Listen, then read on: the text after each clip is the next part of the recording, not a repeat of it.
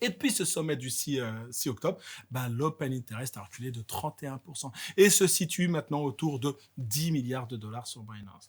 Cette baisse, elle vient en grande partie de grosses liquidations, mais aussi du fait que beaucoup d'acteurs ont réduit leur exposition. L'Open Interest est même passé sous sa moyenne mobile sur 180 jours. Ce qui montre bien que le marché est en train de dégonfler, de se dégonfler. Après, ce processus, ce qui est intéressant, c'est qu'il enlève une grosse partie de l'effet levier excessif qui s'était accumulé. En clair, pour faire simple, le marché évacue les excès de spéculation. C'est intéressant. C'est pas la période la plus agréable, mais c'est intéressant. Oui, c'est lent, c'est frustrant, parfois un peu violent, mais c'est une étape saine. C'est ce que je veux dire.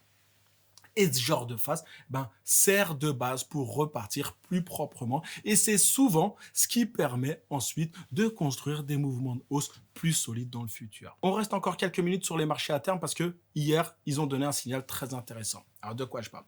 Le prix du Bitcoin a commencé à monter dans l'après-midi. C'était hier. Mais les traders n'ont pas fait confiance à cette hausse. Comment je le sais? Regardez, en même temps que le prix montait, l'open interest augmentait aussi.